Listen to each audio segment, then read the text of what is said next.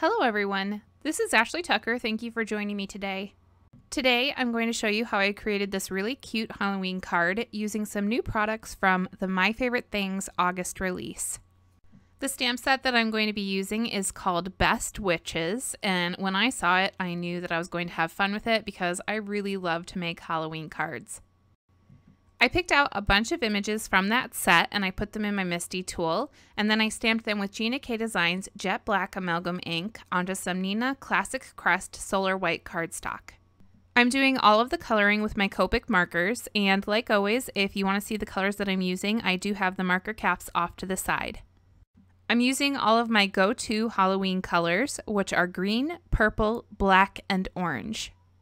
This is my very first Halloween card of the year. It is a little bit early, but honestly, I couldn't wait any longer, and I saw these cute images and I just had to use them.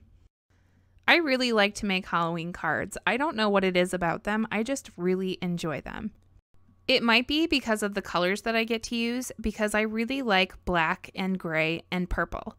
And with Halloween cards, I get to use a lot of those colors.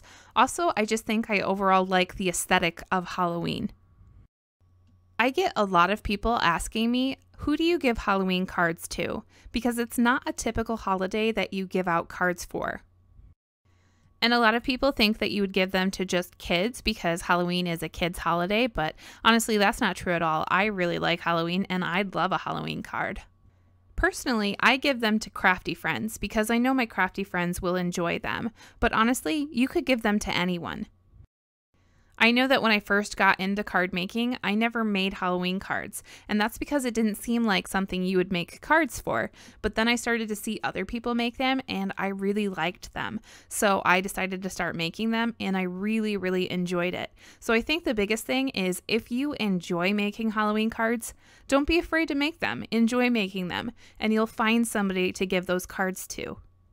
And if you can't find anybody to send a card to and you really want to send a card to somebody, feel free to send a card to me. I really love to receive cards and I have my P.O. box posted on my website. Anyway, let me know down in the comments below what you think about Halloween cards, if you think it's too early to start making them, and who you send them to. So for the coloring on these two houses, I decided to combine both my natural gray Copic markers and a couple of warm gray Copic markers, and I really like the results of that. I think that those warm grays kind of give the houses this feel of being really old, and also it makes them look a little bit spooky. I don't typically combine the gray families together, but I really like the way that they came out on this. I think it's something that I'm going to have to do more often in the future. Once I finished coloring all of the images, I cut them out and then I started working on my background. I cut a piece of Bristol Smooth paper to be 9 by 4 and I'm blending some Distress Oxide ink onto this panel. Now I only needed the ink blending to be on the top half of the panel, and as you can see I already have blending on the bottom of this panel, and that's because I blended some colors together and I didn't like them, so instead of getting a new panel of paper out, I just flipped it around and I started blending on the other side. The colors that I'm using are Mustard Seed, Carved Pumpkin, Seedless Preserves, Wilted Violet, and Black Soot. I took out my water spray bottle and I took the cap off and I kind of tapped that straw part over the top of my panel, and that created some water droplets, and I let those sit for a little while and then I soaked them up with a paper towel. Next I took the EERIE tree die, which is also from the new release, and I cut 2 trees out of some Bazzill licorice twist cardstock. I have another piece of that cardstock, which I freehand cut a hill shape out of the top of, and then I'm gluing those trees along that top edge with some Gina Design's Connect glue. I then used that same glue in order to adhere that entire panel onto my background. Next I took out a piece of slate cardstock from Simon Says Stamp, and I cut that into a hill shape as well, and I adhered that on top of the first hill shape. Now, when I placed this hill, I accidentally placed it too low, so you can just see a little smidge of that background showing through, and I didn't want that. So in order to fix that, I cut a second hill and I glued it on top of the first one, and I actually kind of like the dimension that this creates. And then I added one last hill with that same black licorice twist cardstock, and for this one I popped it up with some foam tape. I arranged all of the images on the panel and then I started to glue them down.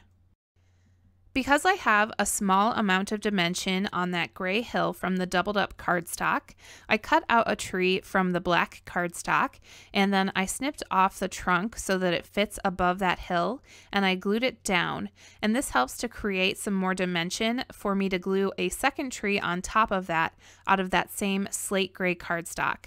And for this tree, I decided to pop it up with some foam tape. As for all of the other images, the house that is the furthest back, I decided to glue down with the liquid adhesive to create the illusion that it's further back. And then all of the other images I popped up with foam tape so that they could look like they're closer to you. For my sentiment, I pulled out one of the stamps from the set, which says, "Wishing you a happy Halloween," and I stamped that with Versamark ink onto some Bazzill licorice twist cardstock, which I prepped with my powder tool for embossing, and then I embossed it with Alabaster white embossing powder from Brutus Monroe. I cut the sentiment down into a strip and then I cut it in half so that I have two different sentiment strips, and I popped the first one up on the top of the card and then I popped up the second one right over that gray tree. Next I adhered that panel onto a card base, which I created out of the Bristol Smooth paper. For the finishing touches on the card, I first took out my Spectrum Noir clear glitter brush and I went over the sentiment, and then I took out a white gel pen and I added highlights to all of the images. The last thing that I did to finish up this card is I took out my Copic markers, some of the gray colors, and I added some shadows to all of the images on the card. This step is totally optional, and I actually kind of wish that I had skipped it because I didn't really like the way that it looked. So once I finished adding all of those shadows, I actually took my colorless blender and I really blended them out, and this kind of helps them to disappear a little bit so that they're barely noticeable. After that, this card is all done, and here's a closer look at that finished card. Thank you so much for watching today. I hope you really enjoyed this card featuring some of the new products from My Favorite Things. All of the supplies that I used for today's card can be found in the description down below. And remember that anytime you click on one of those links, you're helping to support this channel at no extra cost to you. If you enjoyed watching today, don't forget to like, comment, and subscribe. I do new videos every single week, and I'm going to be back with another one really soon. Again, thank you so much for watching, and I'll see you next time.